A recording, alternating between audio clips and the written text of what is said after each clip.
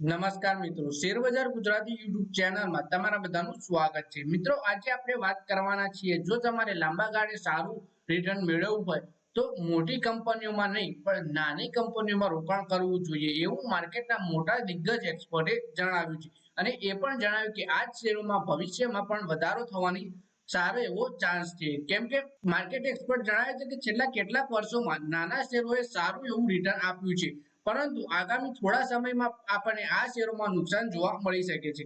તો આ શેરો તમને સારા એવા ભાવે સસ્તા ભાવે મળે તો તમે ચોક્કસપણે આ શેરોમાં રોકાણ કરી શકો છો એવું એક્સપર્ટ જણાવી રહ્યા છે। તમામ માહિતી ડિટેલમાં જોઈએ। મિત્રો, વાત કરીએ સ્ટોક માર્કેટના દિગ્ગજ અને ઝિગવન્ટ ઇન્વેસ્ટેકના સ્થાપક શંકર શર્માએ જણાવ્યું કે આવનારા થોડા દિવસો બજાર માટે બહુ સારા નથી। તેમણે કહ્યું કે બજાર ખૂબ નર્વસ રહે છે। જોકે આ ગડબડ વચ્ચે તેમણે સ્મોલ કેપ શેરમાં રોકાણ કરવાની સલાહ આપી છે। તેમનું કહેવું છે કે આ શેરો વધુ નીચે નહીં જાય। શર્માએ કહ્યું છે કે સારા સ્મોલ કેપ શેરમાં જો મોટો ઘટાડો આવે તો તેમાં 20 થી 30% વધુ નહીં હોય। શર્માના મતે અર્થતંત્રના કદના સંદર્ભમાં લાર્જ કેપ શેરોમાં ખૂબ મોટા છે।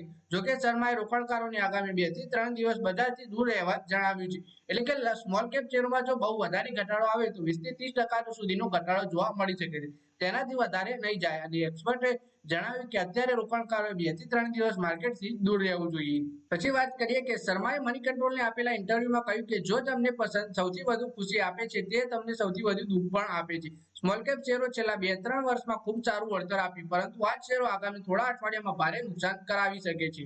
જોકે તેમાં 20 થી 30% સુધી જ ઘટાડો થશે। જો તમારી પાસે રોકડ રકમ પડી હોય તો નીચા ભાવે સારા શેરોમાં રોકાણ કરવાનું આ યોગ્ય સમય છે।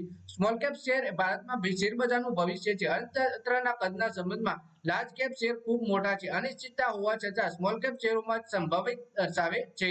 પછી વાત કરી કે ભલે એનડીએની સરકાર બને, શંકર શર્માએ કહ્યું જો ભાજપની આગેવાની હેઠળની એનડીએ સરકાર બને તો પણ માર્કેટમાં ભયનો માહોલ રહેશે। આ પાછળ તેમનું તર્ક છે કે હવે સરકાર બનશે તે ખૂબ જ નબળી સરકાર હશે, એટલે કે સરકારે પોતાની નીતિઓમાં ચેન્જીસ કરવું પડશે, ગઠબંધનની સરકાર બનશે જેથી।